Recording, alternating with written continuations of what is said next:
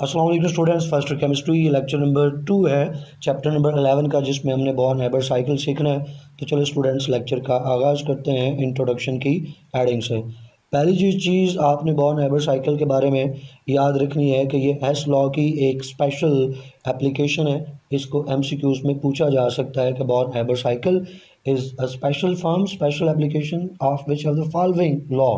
तो फिर आपने हेस लॉ को टिक करना है। दूसरी चीज़, ये एप्लीकेबल है, ये अप्लाई होता है बाइनरी आयोनिक कंपाउंड्स के लिए।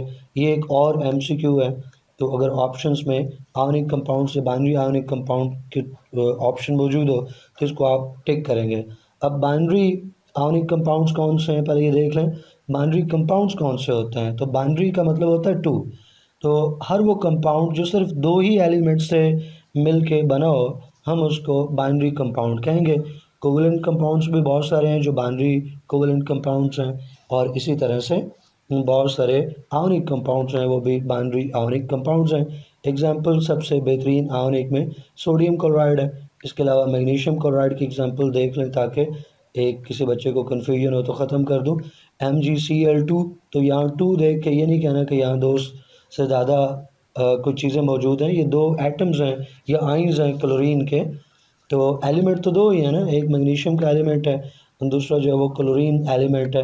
तो एलिमेंट 2 हैं, तो लिहाजा मैग्नीशियम क्लोराइड भी एक बाइनरी कंपाउंड ही कहलाएगा। तो बाइनरी आयोनिक कंपाउंड्स की लेटेस्ट एनर्जीज़ को कैलकुलेट करने के लिए बॉर्न-हैबर साइकिल यूज़ होता है। ये पास्ट में MCQ आ चुका कि born-Haber cycle is use for the calculation of, तो गिवन ऑप्शंस में आपने लेटेस्ट एनर्जी को टिक करना है। इसका रिवर्स भी पूछा जा सकता है, यूँ भी आपसे पूछा जा सकता है कि for the calculation of lattice energy of an ionic compound which of the following is used. उसमें फिर हेस लॉ भी हो, बॉर्न-हैबर साइकिल हो, both of these A B हो, और कोई चौथा ऑप्शन भी हो। तो कुछ बच्चे जो हैं वो सोचेंगे कि बॉर्न-हैबर साइकिल तो यूज़ होता है, चूँकि बॉर्न-हैबर साइकिल हेस लॉ की एक फॉर्म है, एप्लीकेशन है, तो लिहाजा बोथ पे होना चाहिए। फिर भी आप बोथ को टिक नहीं करोगे, आप बॉर्न-हैबर साइकिल को ही टिक करोगे। ये पूछ लिया जाए ना कि which of the following is used to calculate lattice energy of an ionic compound, Hess law, Born Haber cycle, ये दोनों। तो आपने दोनों पे टिक नहीं करना, बॉर्न-हैबर साइकिल पे ही टिक करना है। बेशक ये हेस लॉ की एक एप्लीकेशन है, लेकिन स्टिल ये उससे एडवांस्ड है, उससे निकला हुआ कंसेप्ट ज़रूर है, लेकिन उसकी मॉडिफाइड फॉर्म है, सेम चीज़ नहीं है। अगर सेम ही चीज़ होती, हेस लॉ ही होता, तो हम इसको हेस लॉ ही के तहत लेटेस्ट एनर्जी कैलकुलेट कर रहे होते। बॉर्न-हैबर साइकिल का नया नाम, नया कंसेप्ट क्यों दिया? तो इसको आपने, जैसे मैंने कहा कि सिर्फ बॉर्न-हैबर साइकिल की ही फिर आपने टिक करना है। बात आगे बढ़ाते हैं और अब लेटेस्ट एनर्जी को डिफ़ाइन कर लेते हैं। स्टूडेंट्स, लेटेस्ट एनर्जी को 2 तरीक़ों से डिफ़ाइन किया जा सकता है, बॉन्ड फार्मेशन से भी और बॉन्ड ब्रेक डाउन से भी। आपकी बुक में बॉन्ड फार्मेशन से एक्सप्लेन किया है, इसने डिफ़ाइन किया, तो हम भी बॉन्ड फार्मेशन से ही इसको ले लेते हैं। अब रफ में जाके एक चीज़ आपको समझाता हूँ। आयोनिक कंपाउंड आप नॉर्मली कैसे सिंथेसाइज करते हो लैब में? आपने कोई आयोनिक कंपाउंड बनाना हो, सोडियम क्लोराइड बनाना हो, तो जो स्टैंडर्ड कंडीशंस हैं उस पे सोडियम क्लोराइड की जो नेचुरल स्टैंडर्ड फॉर्म है सॉलिड है। क्लोरीन गैस की जो स्टैंडर्ड फॉर्म है स्टैंडर्ड कंडीशंस पे वो गैशियस फॉर्म है। तो स्टैंडर्ड कंडीशंस पे जो स्टैंडर्ड फॉर्म्स हैं एलिमेंट्स की, वो जब रिएक्ट करके कंपाउंड्स बनाती हैं तो उसमें जो एनर्जी चेंज आती है उसको हम एंथैल्पी ऑफ फार्मेशन कहते हैं। ये आगे इस्तेमाल होना है तो मैंने यहीं पे नाम ले लिया ताकि आगे ज़रूरत पड़ने पर जहाँ इस्तेमाल करना है वहाँ हमें एडवांटेज हो। तो सोडियम स्टैंडर्ड स्टेट में solid, chlorine standard gaseous state में, इनके रिएक्ट करने से जो कंपाउंड बन रहा है सोडियम क्लोराइड वो स्टैंडर्ड स्टेट में सॉलिड स्टेट में बन रहा है। तो ये जो फार्मेशन है ये डायरेक्ट फार्मेशन है, यानी आपने सोडियम मेटल लिया, क्लोरीन नॉन मेटल, ये क्लोरीन एलिमेंट लिया, रिएक्ट करवाया और सोडियम क्लोराइड बना लिया। अब इसमें जो एनर्जी चेंज आ रहा है ना, इसको हम लेटेस्ट एनर्जी नहीं कहेंगे, इसको कहते हैं enthalpy of formation. Latest energy क्या है? लेटेस्ट एनर्जी कहती है कि आपने आयोनिक कंपाउंड ऐसे नहीं बनाना।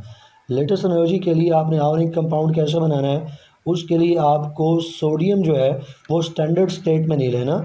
सोडियम जो है वो गैशियस स्टेट में होगा और फिर सोडियम जो है वो गैशियस स्टेट में आयोनिक गैशियस स्टेट में होना चाहिए। क्लोरीन कैसे हो? क्लोरीन भी आयोनिक गैशियस स्टेट में मौजूद हो। तो क्लोरीन भी आयोनिक गैशियस स्टेट में मौजूद है। अब जब आयोनिक गैशियस सोडियम और आयोनिक गैशियस क्लोरीन ये जब रिएक्ट करेंगे, दो तरह के आइंस, अब भी सोडियम क्लोराइड बनेगा और अब भी जो है वो एनर्जी चेंज आएगा, इंथैल्पी चेंज आएगा। तो इस तरह से एक आयोनिक कंपाउंड का अपने आयन से जो गैशियस स्टेट में मौजूद है फॉर्म होना, जिसमें जो एनर्जी रिलीज़ होगी उस एनर्जी को, उस इंथैल्पी चेंज को स्टूडेंट्स हम लेटेस्ट एनर्जी का नाम देते हैं। ऑफ कोर्स जो यहाँ NaCl बन रहा है सॉलिड स्टेट में होगा। तो ये जो आयोनिक कंपाउंड बना है ये किससे बना है? अपने गैशियस आयन से, या ions in the form of या in the state of gases या गैशियस स्टेट। तो गैशियस आयन से किसी आयोनिक कंपाउंड के बनने में जो एनर्जी रिलीज़ हो रही है, जो एंथैल्पी चेंज आ रहा है, that is known as lattice energy. याद रखिएगा बच्चों, ये हमेशा नेगेटिव होगा, ये हमेशा माइनस में होगा। जो लेटेस्ट एनर्जी है ये हमेशा इवॉल्व होती है, रिलीज़ होती है, ये फिर कभी पॉजिटिव नहीं होगी। पॉजिटिव एनर्जी, ये पॉजिटिव इंथैल्पी वो होती है जो एब्जॉर्ब हो, जो गेन हो। तो जो आयोनिक कंपाउंड जब बनेगा अपने गैशियस आयन से, तो इसमें हमेशा एनर्जी रिलीज़ होगी। तो जो लेटेस्ट एनर्जी है वो हमेशा नेगेटिव होगी, इवॉल्व होगी, रिलीज होगी। बात आगे लेके चलते हैं स्टूडेंट्स। तो नीचे यही लफ्ज़ों में डिफ़ाइन कर रखा है कि जो चेंज इन एनर्जी आ रहा है कब? जब सेपरेटेड गैशियस आयंस जो हैं वो इकट्ठे उनको आप करते हो और वो एक मोल आयोनिक सॉलिड बनाते हैं। तो ये इसमें जो एनर्जी रिलीज़ हो रही है, जो एनर्जी चेंज आ रहा है, that is known as lattice energy. और इसकी जो जनरल इक्वेशन है नीचे आपको शो की। एम आमतौर पे जो मेटालिक आयंस होते हैं, कैट आयंस होते हैं, उनके लिए जनरल सिंबल साइन यूज़ होता है। नीचे देखें हमने ब्रैकेट के अंदर G लगाया, यानी ये जो कैट आयन है गैशियस स्टेट में मौजूद है, और जो X है वो एनाइन के लिए। तो जो एनाइन है वो भी गैशियस स्टेट में मौजूद है। तो ये गैशियस आयन जब एक मोल सॉलिड आयोनिक कंपाउंड बनाएंगे तो इसमें जो एनर्जी चेंज आ रहा है that will be called latest energy. Next heading जो है वो सिग्निफिकेंस की है। किसकी सिग्निफिकेंस की बात हो रही है? बोर हैबर साइकिल की सिग्निफिकेंस की बात हो रही है। तो स्टूडेंट्स जो बोर हैबर साइकिल है इसको हम लेटेस्ट एनर्जी कैलकुलेट करने के लिए यूज़ करते हैं। क्यों? क्योंकि लेटेस्ट एनर्जी जो है वो डायरेक्टली कैलकुलेट हो ही नहीं सकती, डायरेक्टली डिटरमिन हो ही नहीं सकती, इसलिए इनडायरेक्टली हम बोर हैबर साइकिल से लेटेस्ट एनर्जीज़ हैं वो कैलकुलेट करने के लिए बोर हैबर साइकिल को इस्तेमाल करते हैं। अब यहाँ पे सवाल पैदा होता है कि जो लेटेस्ट एनर्जी है उसको डायरेक्टली क्यों कैलकुलेट नहीं कर सकते, डायरेक्टली क्यों डिटरमिन नहीं कर सकते। तो अभी मैंने आपको बच्चे बताया कि लेटेस्ट एनर्जी का कंसेप्ट क्या है, कि इसमें जो आयंस हैं जिनसे सॉलिड आयोनिक कंपाउंड बनना है, वो आयंस गैशियस, एक जिससे बनना है वो आयोनिक कंपाउंड बनना है, वो आयंस होने चाहिए और गैशियस स्टेट में होने चाहिए। अब आपके पास एंथैल्पीज़ कैलकुलेट करने के जितने भी मैकेनिज़्म मौजूद हैं, जैसे कि कैलोरी मीटर हो गया, बॉम्ब कैलोरी मीटर हो गया, तो उसमें इतनी इस तरह की अरेंजमेंट नहीं है कि वहाँ पे आप हाई एनर्जी जो है उसको सस्टेन कर सकें। अगर आप कोई ऐसी अरेंजमेंट बना भी लेते हैं कि जिसमें हाई एनर्जी जो है वो सस्टेन की जा सके, तो फिर भी आप जो लेटेस्ट एनर्जी डायरेक्ट भी निकालने की कोशिश करेंगे तो एक्यूरेट, प्रिसाइज नहीं होगी। लेकिन बोर हैबर साइकिल से ऑलमोस्ट प्रिसाइज वैल्यूज़ जो हैं वो आप कैलकुलेट कर सकते हैं लेटेस्ट एनर्जी की। अब क्या वजह है क्यों हम इसको डायरेक्ट नहीं कैलकुलेट कर सकते? तो आप देखो कि सोडियम की जो अपनी स्टेट है, स्टैंडर्ड स्टेट है, वो सॉलिड है। अब सॉलिड से आप सोडियम को पहले लेके जाओगे गैशियस स्टेट में, तो एक ह्यूज अमाउंट ऑफ एनर्जी और प्रेशर आपको देना पड़ेगा। इसी तरह से जो क्लोरीन है उसकी नेचुरल स्टेट गैशियस स्टेट है, स्टैंडर्ड स्टेट गैशियस स्टेट है, उसको भी आप आयोनिक स्टेट में जाके आप कन्वर्ट कर रहे हो, तो इसके लिए भी आपको बहुत ज़्यादा एनर्जी और प्रेशर लगाना पड़ेगा। फिर ये है कि सोडियम जो आइंस आप सोडियम गैशियस आइंस जो आप बना रहे हो वो एक अलग कंटेनर में, और जो क्लोरीन के गैशियस आइंस आप बना रहे हो वो एक अलग कंटेनर में है। दोनों एक साथ बनाओगे तो बहुत कैसे बनेंगे? फॉरेन रिएक्ट कर जाएंगे। तो दोनों को आप अलग अलग सैंपल में बना रहे हो, और पॉजिटिव आइंस को एक अलग से कंटेनर में, एक कंटेनर जिसमें सिर्फ और सिर्फ पॉजिटिव आइंस हो, ये इंतहाई मुश्किल है। इस तरह के एक ऐसा कंटेनर तैयार करना जिसमें कि सिर्फ और सिर्फ नेगेटिव आइंस मौजूद हों, ये भी इंतहाई मुश्किल है। आम तौर पे अगर आपने आइंस बनाने हैं तो यहाँ पॉजिटिव आइन अगर आपने बनाना है तो उसका काउंटर आइन यानी नेगेटिव आइन अगर मौजूद है तो फिर पॉजिटिव आइन की फार्मेशन जो है वो कदरे आसान है अगर आप एनर्जी प्रोवाइड कर लें बहुत ज़्यादा। लेकिन यहाँ पे लेटेस्ट एनर्जी के लिए तो आपको गैशियस आइन सेपरेट कंटेनर्स में बनाने पड़ेंगे। हाई एनर्जी चाहिए, प्रेशर बहुत ज़्यादा चाहिए और ऑलमोस्ट इम्पॉसिबल है, इंतहाई मुश्किल है सेपरेट कंटेनर्स के अंदर जो है वो एक ही तरह के आइंस को मेंटेन करना, यानी एक कंटेनर में सारे पॉजिटिव आइंस हो और एक कंटेनर में सारे नेगेटिव आइंस हो, फिर उनको मिक्स करना फ़ौरन से, ये भी मुश्किल है। और अगर आप ये सारी जो ऑब्स्टिकल्स हैं ये अबूर भी कर लें, ऐसा आप कर भी लें, तो फिर भी रिएक्शन इतना रैपिड होगा कि जो आपकी एस्टिमेशन होगी, जो आप लेटेस्ट एनर्जी डायरेक्ट कैलकुलेट करने की कोशिश करेंगे वो फिर प्रिसाइज नहीं निकलेगी, एक्यूरेट नहीं निकलेगी। इसलिए इतनी मुसीबत उठाने की ज़रूरत नहीं है जब एक आसान सा तरीका हमारे पास बॉर्न-हैबर साइकिल है। इसलिए जो लेटेस्ट एनर्जीज़ हैं वो बॉर्न-हैबर साइकिल से कैलकुलेट की जाती हैं। बात आगे बढ़ाते हैं स्टूडेंट्स और सोडियम क्लोराइड की जो लेटेस्ट एनर्जी है उसकी कैलकुलेशन की बात करते हैं। ये एग्जांपल है। तो बॉर्न-हैबर साइकिल के ऊपर अगर लॉन्ग क्वेश्चन आता है तो आपने लेटेस्ट एनर्जी ऑफ NaCl इसको मस्ट बीच में शामिल करना है।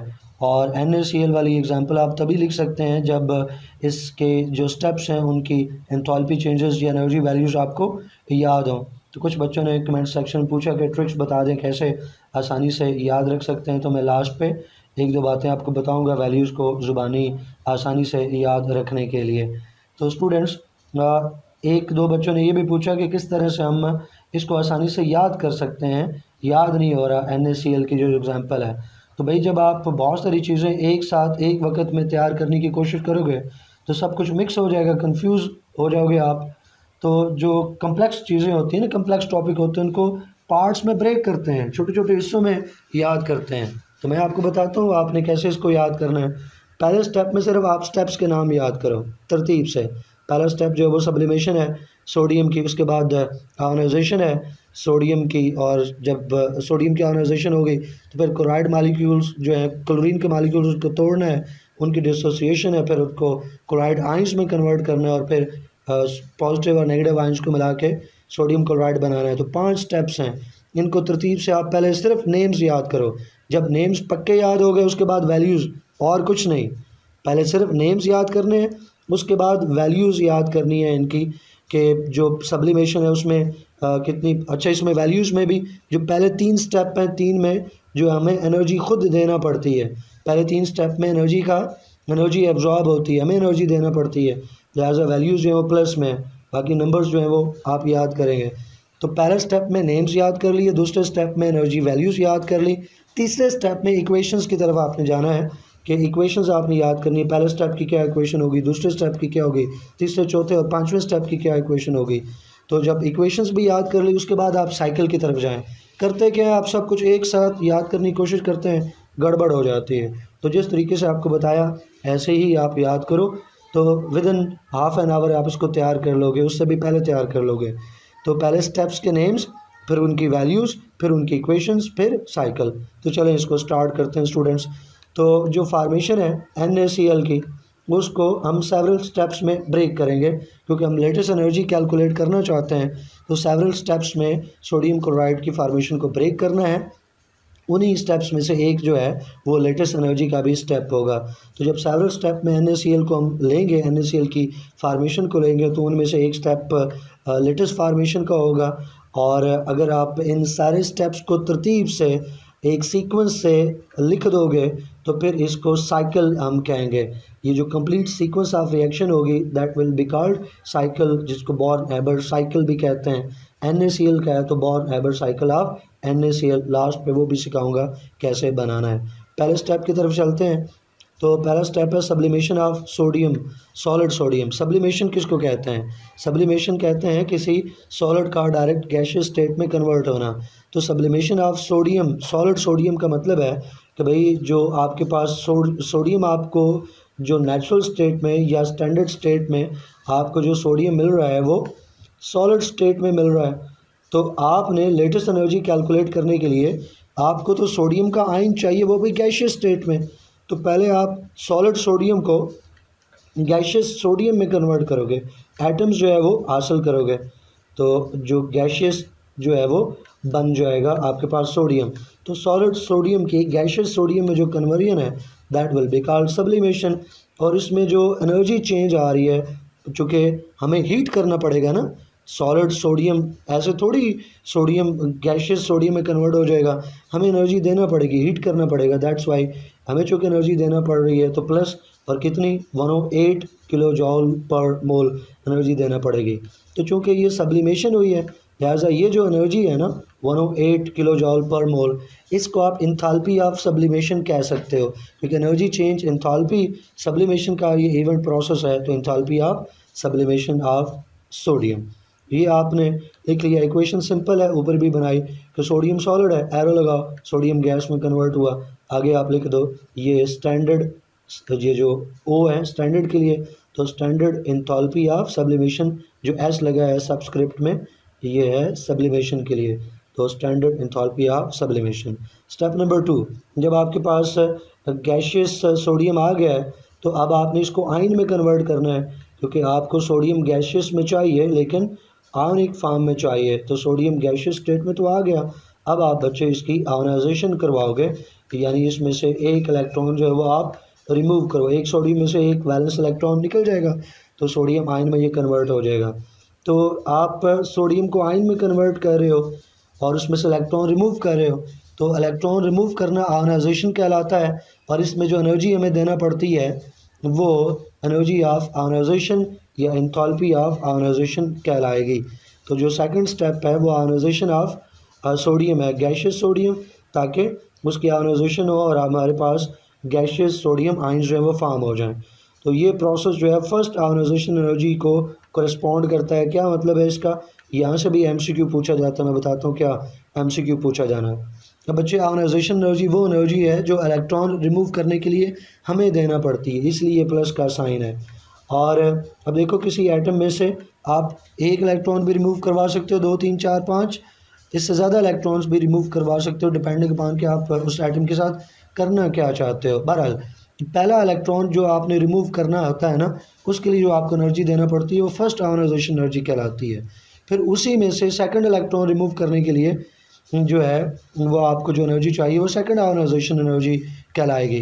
2 इलेक्ट्रॉन रिमूव कर चुके आप, अब उसमें से तीसरा इलेक्ट्रॉन रिमूव करना है, तो जो एनर्जी चाहिए वो थर्ड आयनाइजेशन एनर्जी कहलाएगी। एनीहाउ हम फर्स्ट तक ही रुकते हैं, क्योंकि सोडियम में से हमने एक ही वैलेंस इलेक्ट्रॉन रिमूव करना है और मोनो पॉजिटिव सोडियम आयन जो है वो बनाना है। लिहाजा चूँकि एक इलेक्ट्रॉन रिमूव कर रहे हैं तो ये कहलाएगा फर्स्ट आयनाइजेशन एनर्जी। एमसीक्यू जो बनता है वो ये बनता है कि which of the following is first ionization energy of the sodium, या what is the value of first ionization energy of the sodium. तो अब बच्चे घबरा जाते हैं कि ये हमने कहाँ पढ़ा था, कहाँ है, क्या है। तो यही चीज़ जो एनर्जी है बच्चे प्लस 496 किलो जॉल पर मोल, यही first ionization energy of sodium है, जो हमें एक सोडियम एटम को में से एक इलेक्ट्रॉन रिमूव करने के लिए और मोनोपॉजिटिव सोडियम आयन बनाने के लिए हमें देना पड़ेगी। इसलिए यहाँ पर देखें IE, ये IE है आयनाइजेशन एनर्जी, तो इसका हम enthalpy standard enthalpy of ionization energy कह सकते हैं। फिर स्टेप नंबर 3, अब सोडियम देखो ना, हमें जो रफ में मैंने आपको समझाई वो क्या चीज़ है, हमें कैसे बनाना है। यहाँ पे लेटेस्ट एनर्जी के लिए हमें सोडियम क्लोराइड कैसे बनाना है। लेटेस्ट एनर्जी के लिए जो हमें सोडियम क्लोराइड बनाना है वो आयन जो गैशियस आयन्स है वो बनाना है। तो सोडियम गैशियस स्टेट में भी कन्वर्ट हो चुका और फिर आयनिक स्टेट में भी कन्वर्ट हो चुका। अब सोडियम आप छोड़ दो, अब आप मूव करो क्लोरीन की तरफ। तो क्लोरीन की तरफ आप मूव करोगे तो उसकी नेचुरल जो स्टैंडर्ड स्टेट है वहीं से आप शुरू करोगे। तो क्लोरीन की जो स्टैंडर्ड स्टेट है वो मॉलिक्यूलर स्टेट है। क्लोरीन जो है वो Cl2 की फॉर्म में मौजूद होता है। तो पहले वो आप तोड़ोगे, उसके मॉलिक्यूल को ब्रेक करोगे और एटम्स जो है वो हासिल करोगे। तो स्टेप नंबर 3 है dissociation of chlorine molecules. Dissociation dissociate से है, डिसोसिएट का मतलब है तोड़ना, ब्रेक करना, अलग अलग करना। क्योंकि हमें क्लोरीन जो है वो आयन चाहिए और वो मॉलिक्यूलर आयन नहीं चाहिए, वो सिंपल आयन चाहिए। तो क्लोरीन में आप जानते हैं कि क्लोरीन Cl2 मॉलिक्यूल है, तो इसका मतलब है कि 2 क्लोरीन एटम्स जो हैं वो आपस में सिंगल कोवेलेंट बॉन्ड से जुड़े हुए हैं। तो डिसोसिएशन ऑफ Cl2 मॉलिक्यूल्स का मतलब है कि ये बॉन्ड ब्रेक करना है। अगर ये बॉन्ड ब्रेक करना है तो उसके लिए भी हमें बच्चे एनर्जी देना पड़ेगी, इसलिए ये एनर्जी भी पॉजिटिव वैल्यू है। कहाँ गई जी, ये चूँकि हमें एनर्जी देना पड़ रही है तो ये भी तीसरे स्टेप की भी जो एनर्जी है वो एंथैल्पी है वो पॉजिटिव है। और कितनी हमें एनर्जी देना पड़ेगी, 121 किलो जूल पर मोल हमें एनर्जी देना पड़ेगी। क्लोरीन के मॉलिक्यूल्स को ब्रेक करके क्लोरीन के एटम्स जो बनाने हैं, मॉलिक्यूल्स को जो एटम्स में कन्वर्ट करना है थ्रू डिसोसिएशन, ये जो है वो तीसरा स्टेप है। अब हमें जो 1 मोल क्लोरीन एटम्स चाहिए ना, क्योंकि जैसे यहाँ पर रफ में आप देख सकते हैं 1 मोल NaCl बनाने के लिए आपको 1 मोल सोडियम गैशियस आइंस की ज़रूरत है और 1 मोल ही आपको ज़रूरत है क्लोरीन के जो गैशियस आइंस हैं उनकी। तो आपको क्लोरीन के एक मोल क्लोरीन गैशियस आइंस बनाने हैं, उसके लिए 1 मोल आपके पास क्लोरीन एटम्स होने चाहिए। तो 1 मोल क्लोरीन एटम्स बनाने के लिए आप डिसोसिएशन करोगे तो 1 मोल ऑफ क्लोरीन एटम्स कैसे आप बनाओगे, बाय ब्रेकिंग किसको, क्लोरीन मॉलिक्यूल को, ClCl बॉन्ड को।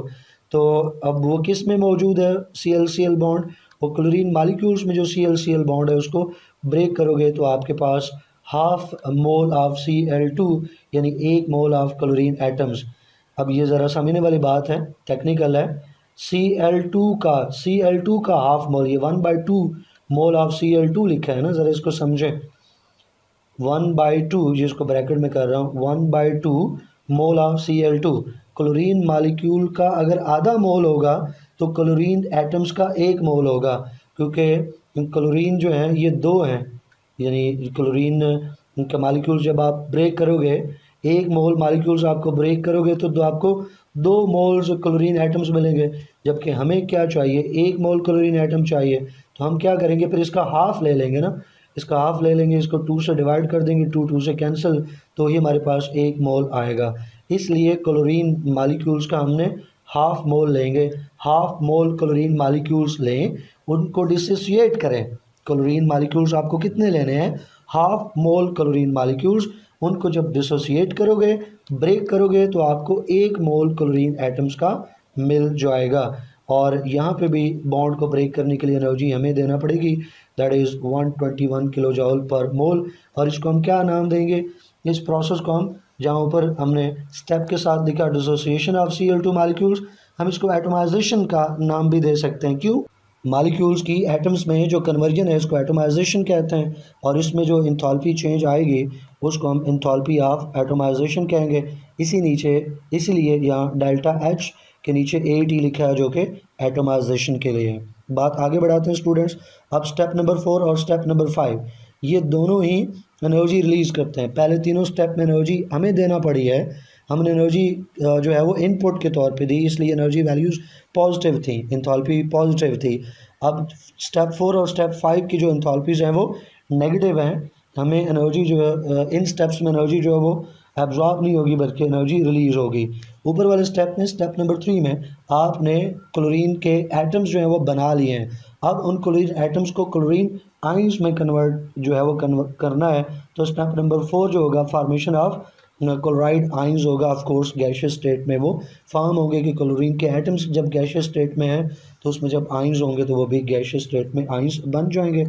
अब इसमें जो एनर्जी, अब जारी बात है क्लोरीन में हमने 1 इलेक्ट्रॉन ऐड करना है ना, क्लोरीन जो आयन बन रहा है वो माइनस में बन रहा है, तो क्लोरीन का आयन नेगेटिव में है तो इसका मतलब है क्लोरीन को 1 इलेक्ट्रॉन देना पड़ेगा।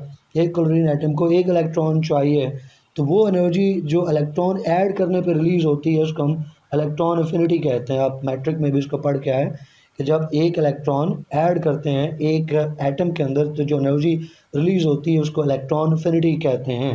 तो यहाँ पे जो आपको एनर्जी देना पड़ रही है chlorine formation of chloride ions में, तो असल में ये एनर्जी कौन सी एनर्जी है, इलेक्ट्रॉन एफिनिटी है। तो चूँकि एनर्जी रिलीज़ होती है तो इसलिए माइनस, और कितनी इलेक्ट्रॉन एफिनिटी है क्लोरीन की, that is 349 kilo joule per mole chlorine की जो इलेक्ट्रॉन एफिनिटी है। यानी 1 मोल क्लोराइड आइंस बनाने के लिए हम जब 1 मोल इलेक्ट्रॉन्स ऐड करवाएंगे 1 मोल क्लोरीन एटम्स में तो -343 9 किलो जॉल पर मोल एनर्जी जो है वो रिलीज होगी। इक्वेशन यहाँ पे देख लें, सिंपल है। क्लोरीन में एक इलेक्ट्रॉन ऐड करेंगे तभी तो वो क्लोराइड आयन में कन्वर्ट होगा। और यहाँ पे जो एंथैल्पी चेंज है वो standard enthalpy of electron affinity कहलाएगी। E A stands for electron affinity.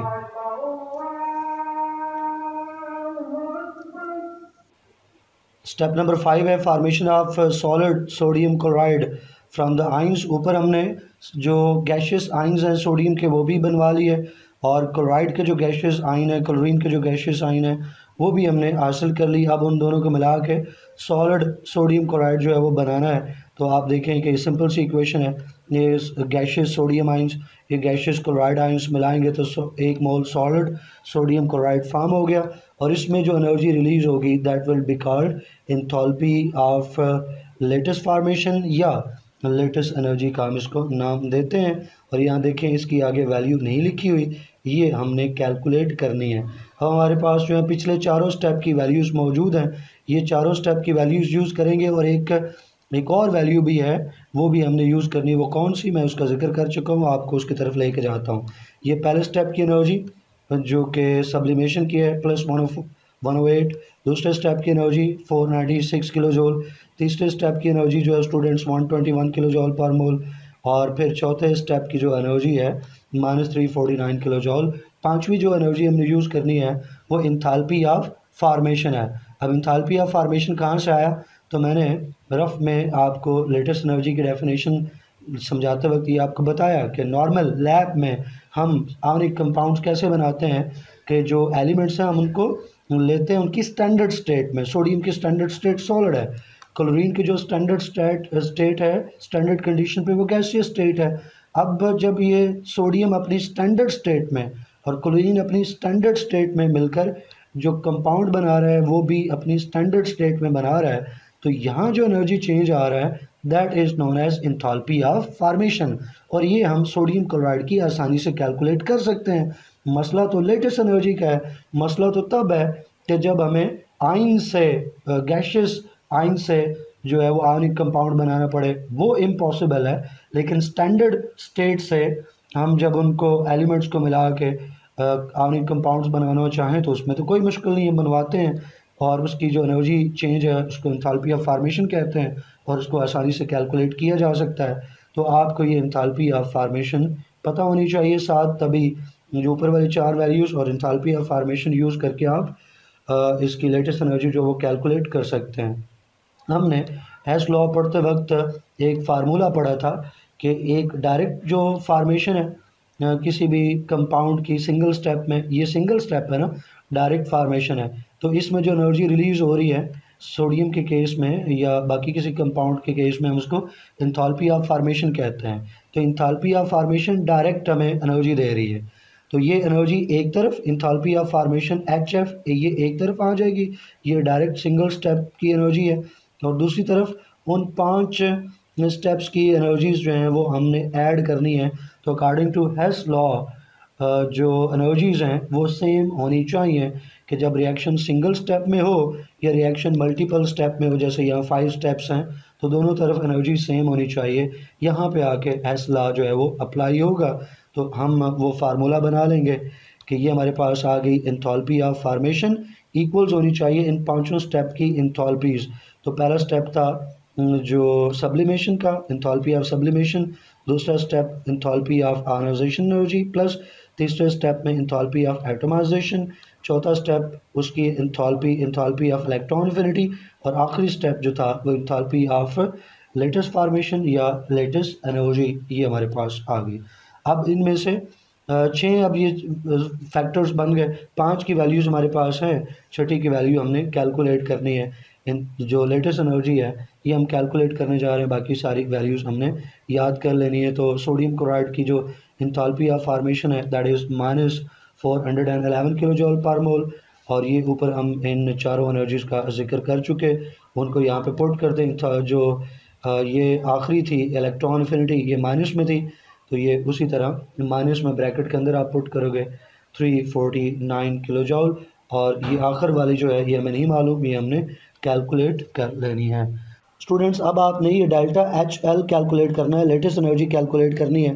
उसके लिए पहला काम तो आप ये करें कि ये प्लस और माइनस को मल्टीप्लाई करके माइनस बना लें। दूसरा आप काम ये करें कि ये जितनी वैल्यूज़ आपने यहाँ पर ली है ना, इनके बाहर आप ब्रैकेट डाल लें। इनके बाहर यहाँ पे आपने ब्रैकेट डाल ली।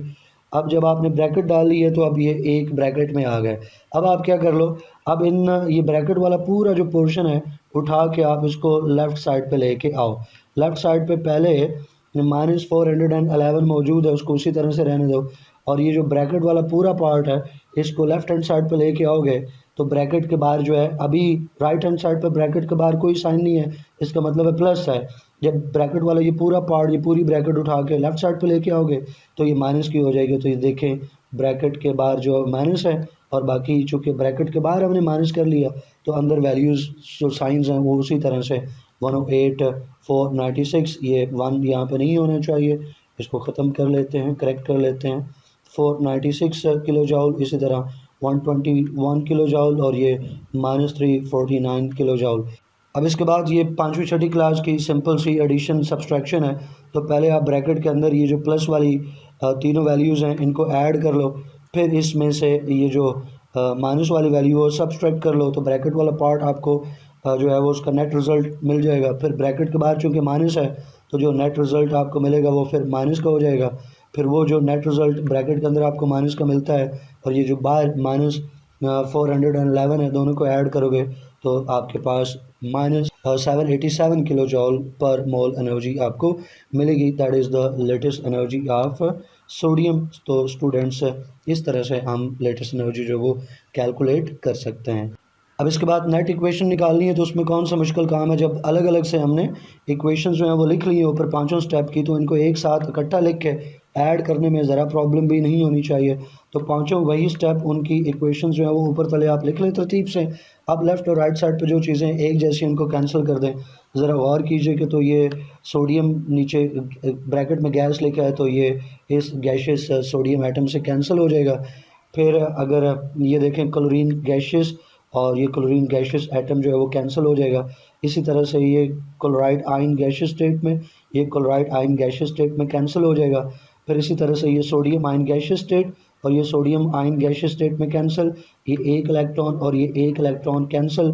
बचा क्या हमारे पास, ये एक सॉलिड फॉर्म में सोडियम हमारे पास बचा और ये गैशियस स्टेट में हमारे पास क्लोरीन स्टैंडर्ड स्टेट में बचा।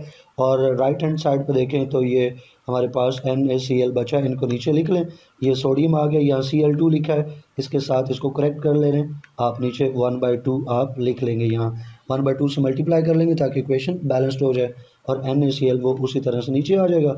और इस इक्वेशन को, इस रिएक्शन को हम क्या बोलेंगे, नेट रिएक्शन बोलेंगे।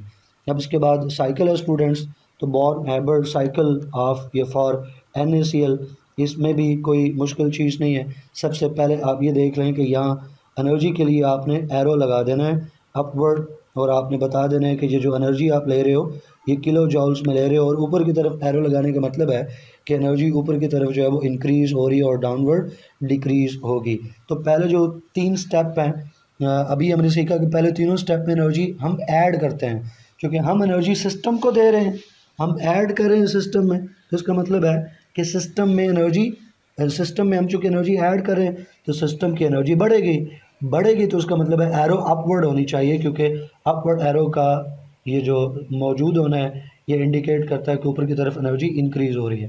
तो पहले जो 3 स्टेप हैं उनकी एरोज अपवर्ड रहेंगी। आखिरी दोनों स्टेप में चूँकि एनर्जीज माइनस में है या एनर्जी रिलीज़ होती हैं, लिहाजा उनकी एरोज जो हैं वो डाउनवर्ड रहेंगी। ये एक चीज़ होगी। अब आपने स्टार्ट कहाँ से लेना है, स्टार्ट आप ले लें सोडियम क्लोराइड की जो स्टैंडर्ड वाली इक्वेशन है वहीं से। ये हमारे पास सोडियम क्लोराइड बनाने के लिए जो नेट इक्वेशन है, स्टैंडर्ड इक्वेशन है, वो हमने ले ली कि सोडियम सॉलिड है प्लस 1/2, यानी इसको बैलेंस कर रखा है। एक सोडियम के लिए एक क्लोरीन चाहिए तो Cl2 के साथ 1/2 मल्टीप्लाई कर रखा है। अब यहाँ से नीचे डाउनवर्ड एरो खींचनी है, देखें खींची हमने डाउनवर्ड एरो, क्या बना, NaCl सॉलिड फॉर्म में। और जब स्टैंडर्ड स्टेट से सोडियम क्लोराइड बन रहा है तो इसमें जो एनर्जी चेंज आ रहा है उसको हम क्या बोलेंगे, इसको हम बोलेंगे इंथैल्पी ऑफ फार्मेशन, इसलिए डेल्टा HF।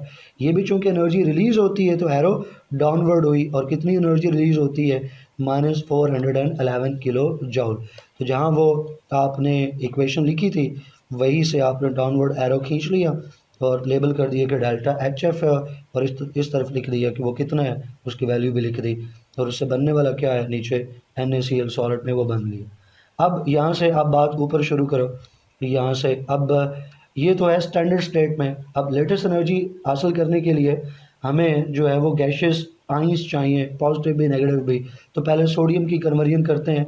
जब तक सोडियम आइंस में कन्वर्ट नहीं हो जाता तब तक क्लोरीन को आपने नहीं छेड़ना, उसको उसी तरह से ले जाओगे। ये देखो यहाँ से ऊपर लेके गए हैं सोडियम, नीचे सोडियम सॉलिड है तो ऊपर सोडियम गैशियस। तो ये कौन सा प्रोसेस हुआ, सब्लिमेशन।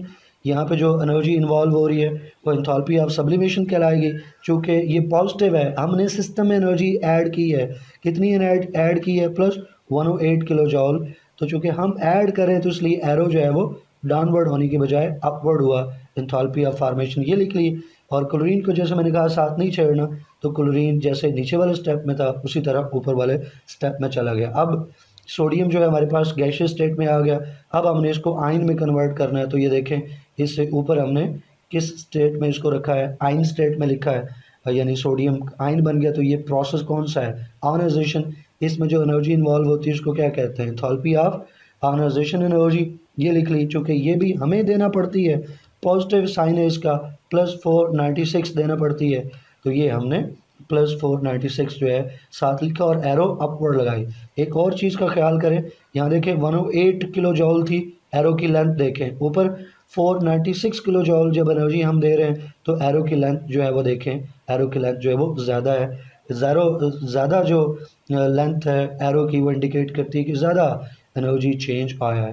तो अब यहाँ पे देखो कि सोडियम जो है वो आइंस में फॉर्म हो गया, और क्लोरीन जो है वो जैसे नीचे वाले स्टेट में था इसी तरह से हम इसको एज इट ऊपर वाली स्टेट में लेके जाएंगे। क्योंकि जब तक मैंने आपको बताया सोडियम अपनी स्टेट में नहीं आ जाता, सोडियम अपना इलेक्ट्रॉन रिलीज नहीं कर देता, सोडियम आयनिक स्टेट में नहीं आ जाता, तब तक क्लोरीन को नहीं छेड़ना, उसको उसी तरह साथ रखना है। अब क्लोरीन को जो है वो चेंज करने की बारी है। जब क्लोरीन को हम चेंज कर रहे हैं तो सोडियम साथ जो हमारे पास सोडियम की स्टेट आ गई आयनिक स्टेट, तो हम उसको साथ आयनिक स्टेट में रखेंगे। अब आगे हमने क्या करना है कि क्लोरीन जो मालिक्यूलर फॉर्म में है इसको एटॉमिक फॉर्म में लाना है, यानी हमने इसकी एटमाइजेशन करनी है। तो ये देखें साथ सोडियम ये उसी तरह से ऊपर चला गया, क्योंकि जैसे मैंने कहा कि सोडियम जब आयनिक स्टेट में आ गया तो इसको नहीं छेड़ना, इसको उसी तरह ऊपर लेके जाएं। और क्लोरीन यहाँ पर नीचे मालिक्यूलर फॉर्म में, ऊपर देखें एक क्लोरीन लिखा हुआ है, यानी ये अब एटॉमिक फॉर्म में है। तो यहाँ पे जो एनर्जी हमें देना पड़ी वो एंथैल्पी ऑफ एटमाइजेशन, ये प्रोसेस एटमाइजेशन का, और ये हमें देना पड़ती है 121 किलो जॉल। तो चूँकि बहुत ज़्यादा नहीं है तो इसलिए एरो की लेंथ छोटी है, हमें देना पड़ती है, तो एरो की डायरेक्शन अब भी अपवर्ड ही है। अब यहाँ पर देखो इस स्टेट में आपके पास सोडियम जो है वो आयनिक गैशियस स्टेट में मौजूद है, और क्लोरीन जो है अभी सिर्फ उसका एटम बना है, अभी उसके आइंस जो है वो फॉर्म नहीं हुए। अब इसके बाद हमने क्या करना है कि क्लोरीन को भी हमने आयन में कन्वर्ट करना है। अब उसके लिए हमें क्लोरीन में इलेक्ट्रॉन ऐड करना पड़ेगा।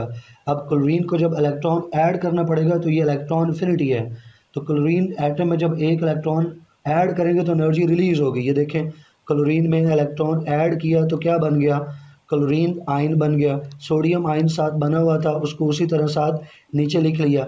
अब आप सोच रहे होंगे कि ये ई कहाँ से गायब हो गया, तो ये जो ई यहाँ अलग से हमने लिखा था, इसी ई को हमने सपोज कर लिया कि यही इलेक्ट्रॉन क्लोरीन ने गेन कर लिया और ये आयन में बदल चुका। तो फिर चूँकि ई क्लोरीन में दाखिल होकर क्लोराइड आयन में बदल चुका, तो साथ अब ई लिखने की, इलेक्ट्रॉन लिखने की ज़रूरत नहीं है। चूँकि एनर्जी रिलीज़ हो रही है बच्चे, एनर्जी रिलीज़ हुई तो एरो डाउनवर्ड होगी, और एनर्जी रिलीज़ हो रही है वो 349 किलो जॉल एनर्जी रिलीज़ हो रही है। तो इसलिए एरो थोड़ा सा जो 100 वाली, ये 121 और 108 वाली जो एरोज़ हैं इससे थोड़ी सी बड़ी एरो जो है वो आपने खींच लेनी है, और साइड पे -349 किलो जॉल रख लेना है। अब एरो डाउनवर्ड खींची, इससे ऊपर नहीं गया क्योंकि अब एनर्जी रिलीज़ हुई है। तो इस स्टेज पे आप देखो अब आपके पास सोडियम गैशियस आयन भी बन चुका, क्लोराइड गैशियस आयन भी आपके पास बन चुका। अब आपने उनको कंबाइन करना है, तो उसके दरमियान में आप प्लस का साइन जो है वो आप देख रहे हैं, यानी कंबाइन होंगे तो क्या बनेगा, सॉलिड NaCl। तो आप देखो एरो हमने डाउनवर्ड खींची और डाउनवर्ड एरो खींची, कहाँ तक खींची, जहाँ हमने पहले सोडियम क्लोराइड लिख रखा था स्टार्ट में, जो डायरेक्ट इक्वेशन होती है उससे हमने लिख रखा था, तो वहाँ तक हमने इसको लाइन को खींच लिया। और चूँकि ये खासी ज़्यादा एनर्जी रिलीज़ होनी है तो इसलिए लंबी एरो जो है वो इस चीज़ को इंडिकेट करती है, और ये इंथैल्पी ऑफ लेटेस्ट फार्मेशन है, यानी इट्स लेटेस्ट एनर्जी। तो ये था स्टूडेंट इसका साइकिल। एक एक चीज़, एक एक पॉइंट मैंने एक्सप्लेन किया। आपके जो क्वेश्चंस वगैरह थे उनको भी बीच में मैंने पॉइंट्स को वहाँ पे मैंने फोकस किया ताकि आपको आंसर मिल जाए। अब लास्ट में जो चीज़ बचती है वो ये कि इन वैल्यूज़ को कैसे याद करना है।